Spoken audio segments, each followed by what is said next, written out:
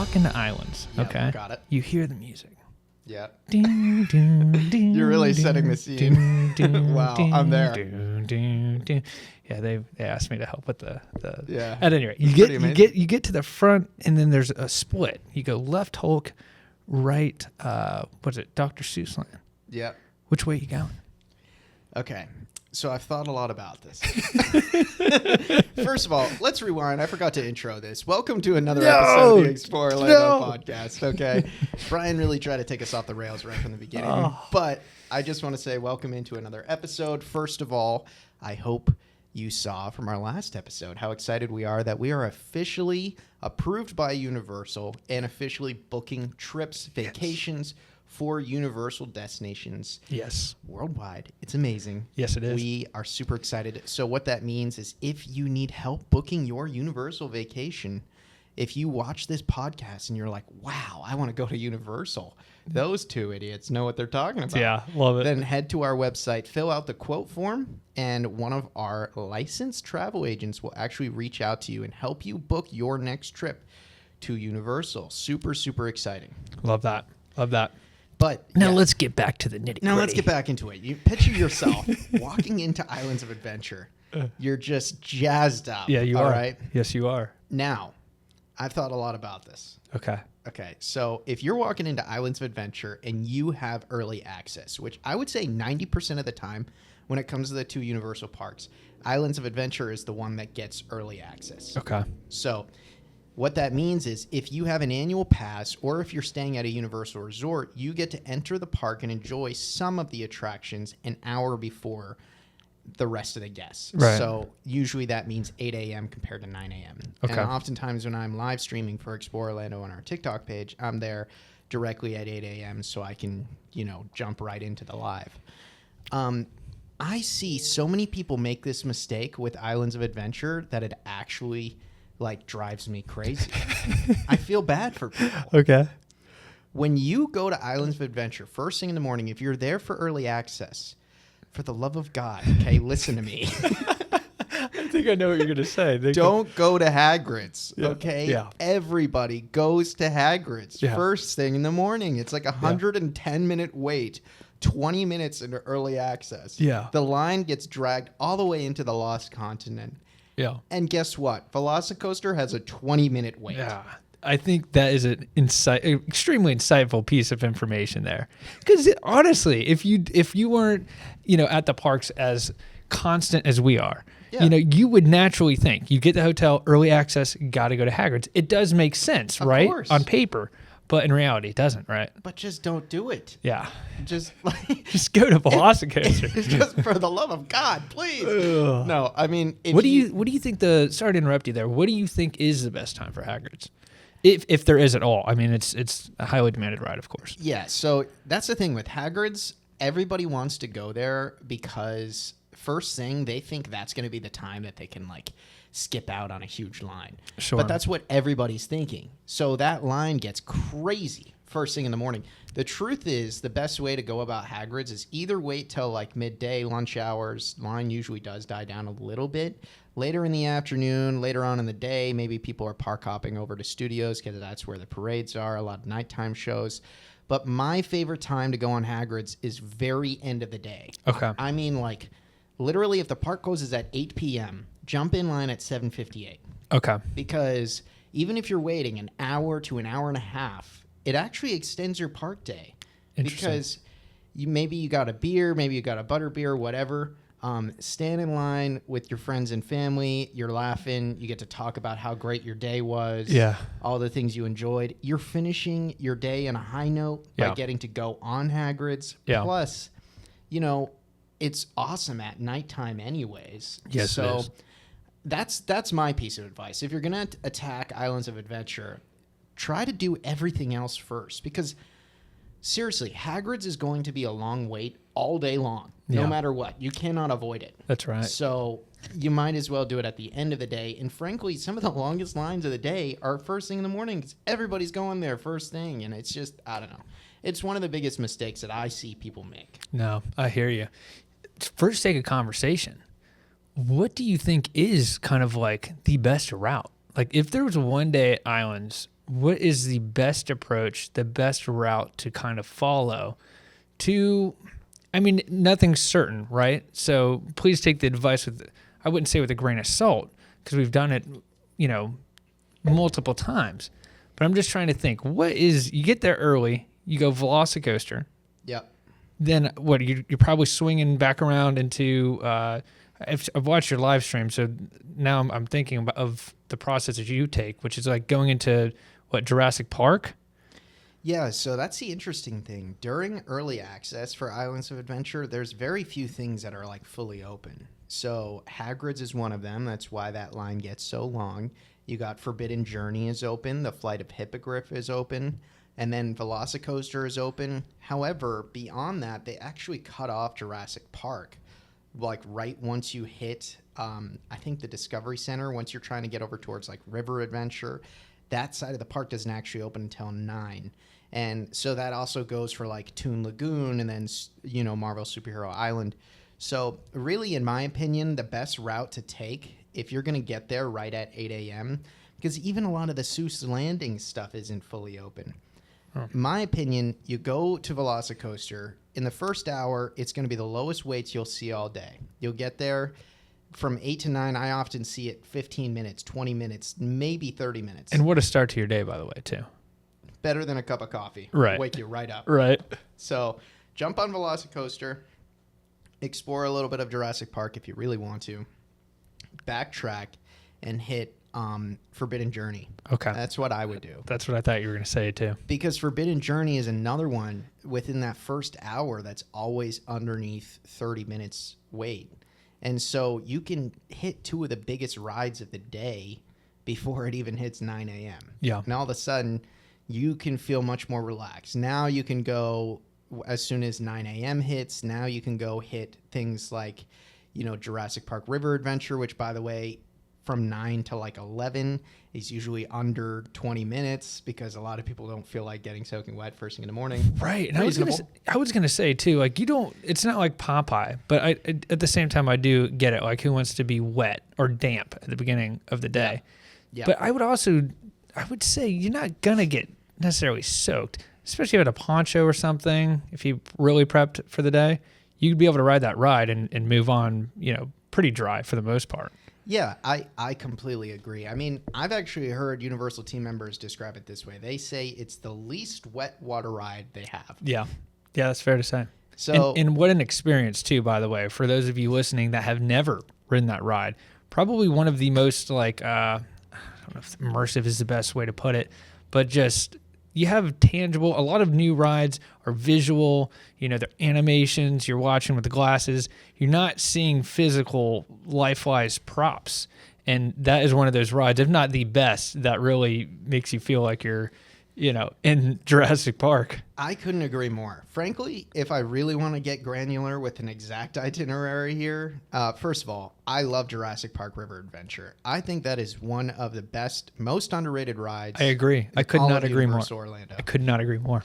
It feels to me like the Pirates of the Caribbean of Universal. Yeah. Basically, with a bigger drop. So it's actually a little bit more thrilling. But I always tell people on the live streams, people ask me, like, what's your favorite ride at Islands? And I actually usually say River Adventure. Like, I love Hagrid's. I love Velocicoaster. But if you want a ride that is such a perfect tribute to the original films, it puts you right in the midst of it all. Yep. It's relaxing. It's something for the whole family. And it just has this teeny little 84-foot drop at the end. Yeah, tiny. No, that is a heck of a drop. And I will say, no matter how much you've ridden that ride, especially with the T-Rex there right above it, like it never gets old. It really is an adrenaline rush every time you ride that ride. Absolutely. And it's interesting to see if they keep it in that Jurassic Park format long term, because Universal Hollywood has actually switched that attraction to Jurassic World. Yeah, I so saw they that. did the full revamp to make it modernized for the new films. I kind of hope Orlando keeps it Jurassic Park. Yeah. Just because then you got like a different version on each coast. I Yeah. think that's fun and unique. Yeah, it is. But no, so starting off your day, if you're trying to really you're there for early admission, whether you're staying at a resort, you got an annual pass. In my opinion, if you really want a perfect start to your day, I would walk in. You're going to have to head right towards Seuss Landing because the left side is honestly blocked off. Like, you can't even go the left side for Superior Island until 9 a.m. or closer to 9 a.m. So if you head right, you're going to see that all the crazy people waiting 2 hours for Hagrid's. Respectfully, I think that's a bad move. Yeah. Walk through the Lost Continent, walk through Seuss Landing, and then head towards Velocicoaster. Hit that first. Like you said, perfect start to the morning, 20 minutes or less. Then you really have a great window there. Let's say it's 8:30 at this point. You can walk through, enjoy Jurassic Park a little bit when it's really quiet. Yep. Walk back towards Hogsmeade. You can enjoy Forbidden Journey when it's a low wait. But you can also go enjoy breakfast. A lot of people miss out on the fact that they actually offer breakfast Good point. Yep. Three Broomsticks. Yep. So, and frankly, during that first hour or two, because so many people are going to Hagrid's, it's actually some of the quieter crowds are going to notice all day long in Hogsmeade. So if you're a huge Harry Potter fan and you just want to soak it all in, that's actually a great window to just walk around Hogsmeade. Very good point. So, yeah, just in my opinion, you hit Velocicoaster first, backtrack to Hogsmeade, enjoy Forbidden Journey, enjoy the vibes of Harry Potter World, just walk around, soak it all in. You know, do some souvenir shopping, get some photos when there's not 5 billion people there like there will be in a matter of hours. Yeah. And then enjoy breakfast. And if you're going to enjoy breakfast at Three Broomsticks, if the weather allows it, huge recommendation. I like to sit on the patio in the back. Okay. Yeah. No, I think that patio on the back, too, is probably one of the most underrated spots, too. Because you get that direct view of Velocicoaster as well. So you've got this panoramic view of the park. Velocicoaster's going by. Again, keeping the energy up in the morning. And then again, you're going into Jurassic Park. You can ride River Adventure. I don't think that you would get sick from eating breakfast by going that ride, but everybody's different. If you were to make that route, say you did breakfast, didn't do breakfast, River Adventure, then what? Okay, so after you've done River Adventure, then you can really take things a number of different ways, in my opinion, because you can continue through Jurassic Park. You can walk around. Maybe at that point you're, getting hungry again, whether you want to, wait till lunch, that's up to you. But if you continue through, you got Toon Lagoon, and in Toon Lagoon there are 2 different water rides. Usually midday is when you're getting a lot hotter, so water rides, it's a great time to do that. But because Marvel's Superhero Island doesn't really fully open until, 9 a.m., which is after or when regular park hours open, the wait times are still going to be pretty low by the time you get over there, even at 9:30, 10 a.m. So tackling things like Spider-Man and the Incredible Hulk, that's a great time to do that. And all of a sudden, you could be reaching midday and you've essentially tackled the vast majority of the ride. Yeah, that's pretty incredible. Which is, again, it's all about maximizing and for our clients and the guests that come to these parks, that's our whole goal, right? Is to maximize your time. I've heard you say it multiple times. When you're on vacation, it sounds kind of, I don't want to say cheesy, but your time really is money when you're at a theme park and you're on vacation. So yeah, you could very much get through most of the Spider-Man and then Hulk. You might be able to head over to the other park, just afternoon. Exactly. Before you know it, it's midday, and you've tackled the vast majority of the attractions there. And for the sake of this podcast, let's say you have bought a ticket strictly to Islands of Adventure, and you're not going to go over to the other park. That's the beauty of really being productive. This is why the number one tip I try to give people when they're going to Islands of Adventure, if you're staying at a resort, or if you have an annual pass, getting that extra hour in is so huge. It's such a massive perk that Universal offers, because Walt Disney World, for example, most of their early access is typically only a half an hour. So it's actually getting that extra half an hour with Universal. It really does grant you a lot of time to be super productive first thing in the morning. But regardless, if you can really tackle all those, and it doesn't have to be in the exact order that we were just saying. Of course not. Just a recommendation. Yeah, it just clears up a lot of your time. But what about you? When you tackle Islands of Adventure, how do you typically go about it? I know you also are, you're an annual pass holder, you're a local, so oftentimes, even when you're going in the afternoon, you might go about things a little bit differently just for like a few hours. Yeah, I go directly for Popeyes.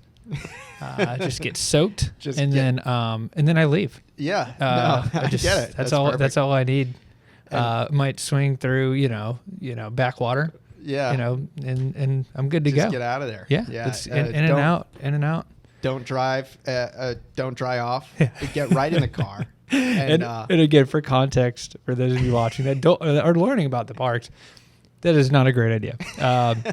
Popeyes is certainly a very fun ride. It's what do you call it? Like a two? How do you describe that? How would I describe Popeyes? Well, if you've never gotten just so utterly soaking wet on a water ride, literally, that you are like questioning your own reality, your own decision making. You're literally so introspective. You're wondering like, how did I even get here? Right. That's how wet you are. Yes, it is. Then it just is. picture that. It is. It is. It is essentially equal to you like diving into a pool. That's how wet you get at first. But the ride is so much fun though. So if you do, and that's the thing, you've got to kind of plan out your day. Everybody's different. So we can give this recommendation on how to go about where, but it's really what you want to do. Yep. And again, that's what we're here for. As we're booking these trips, we want to help people depending on, if they're with family, if they're older, they don't have kids, like depending on whom you are and how you want to approach the park is the best way of going about it. But I will say that ride, if you can, and if you're on site at a hotel, and you're ready to wrap it up maybe, or you're going to go back to the hotel, for, the pool or something, and you're going to come back out later, ride the Popeye last before you go back to the hotel because you're going to want to change. I mean, look. Unless you're wearing a bathing suit. I don't know. Yeah, maybe you wear your finest bathing suit to the park. No, I mean, the truth is that regardless of what we're saying about Popeyes, there's people out there that's their favorite ride, and more power to them. Same thing with Dudley Do Right. Yeah. And those are two. You get wet on both of those. Yes. And you know what? I actually think it's kind of a little bit of a lost art. Yeah. The fact of getting soaking wet on a water ride. I love it. Because I love it.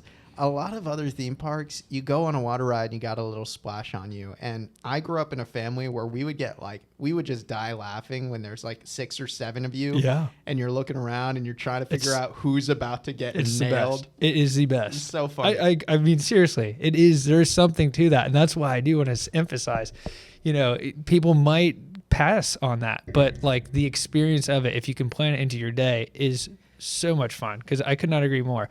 You're in this tube and Popeye, and the tube just kind of circulates as you're going down the ride. So it's not like a predetermined, like that seat's going to get wet. Like you really don't know. Nope. Essentially, it's but that's what makes it fun. You don't know who's going to get wet and when.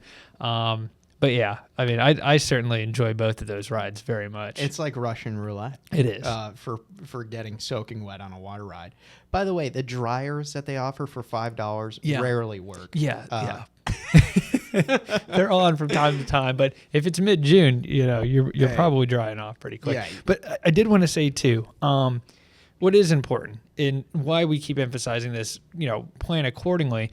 From what I remember, at least, you don't want to get soaked because I'm not sure that you could say you're going around and you're trying to exit the park and ride Hulk on the way out.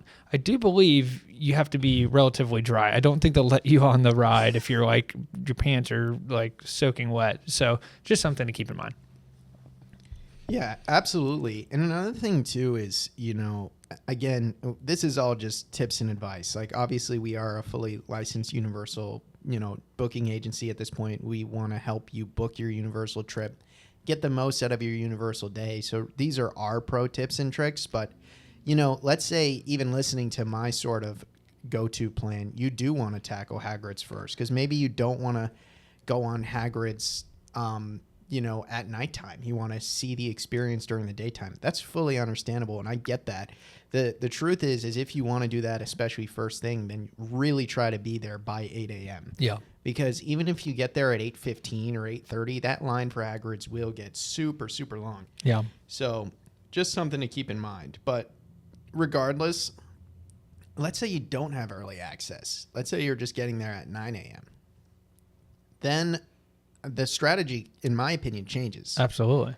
So that's when you do start going to the left right at 9, because that's when that side really just opened up anyways. Yeah. So you're walking in the same time everybody else is. Yep. You might be able to walk on to Hulk or walk on to Spider-Man at that point. Whereas if you were there early, you might be waiting for Spider-Man. So yes, again, and I think people realize this podcast as a format is really just talking and ideas and things of that nature. So, all of these ideas, you've got to kind of plan out your day and, again, what makes you happy. For us, we're just kind of troubleshooting at what you're right. It depends what time of day you're going. What if you started at Universal and you're there at 4 or 5 o'clock in the evening and you're just trying to get a couple rides in? What's the best time then?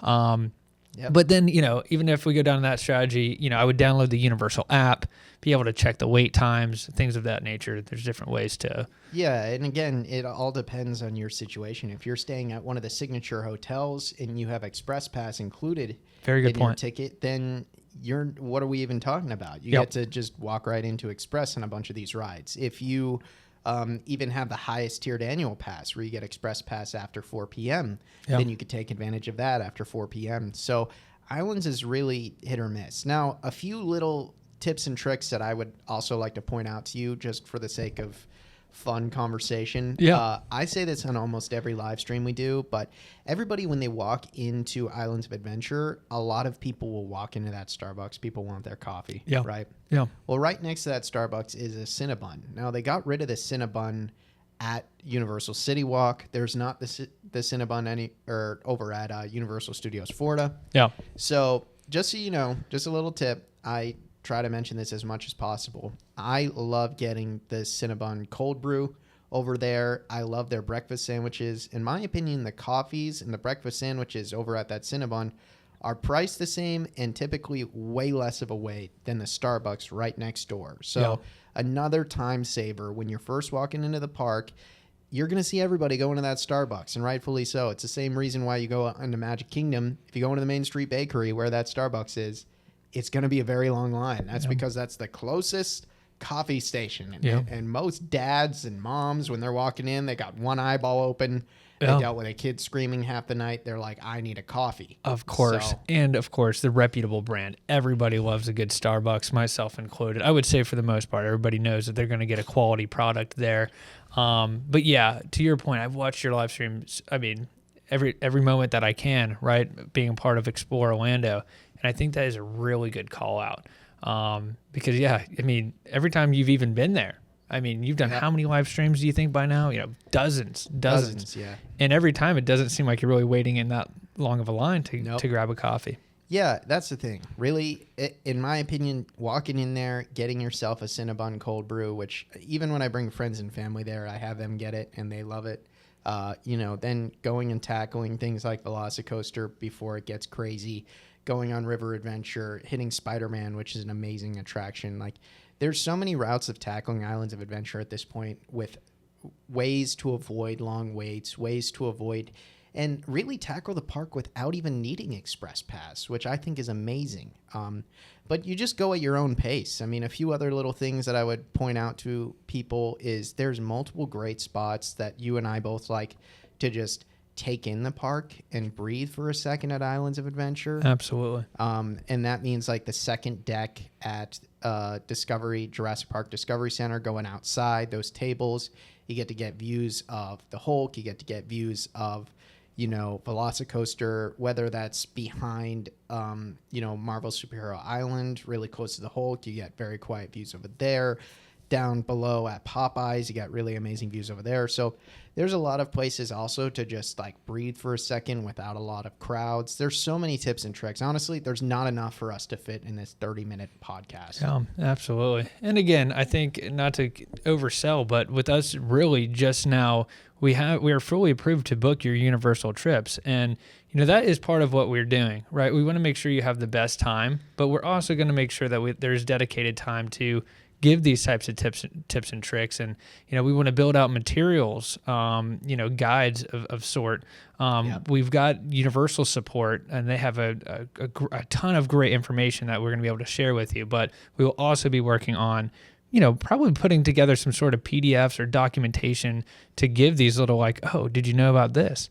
Because even what you just said at, pardon me, I'm losing my train of thought on the Discovery, the little outlook above Velocicoaster. Yeah, upstairs at the Discovery Center. At the Discovery Center, I didn't even know it was there until you did that. So again, that just goes to show you could have gone there hundreds of times, dozens of times, and still not know some of these cool little spots. And we want to make sure we can share that with you. 100%. So if you enjoyed this episode, definitely let us know in the comments below. Check out the rest of our Explore Orlando podcast. We got multiple episodes out now. We also have been posting ride POVs on the channel, which are great, just allow you to virtually enjoy the ride. But more than anything, check us out on social media. We live stream from the parks on our TikTok page several days a week.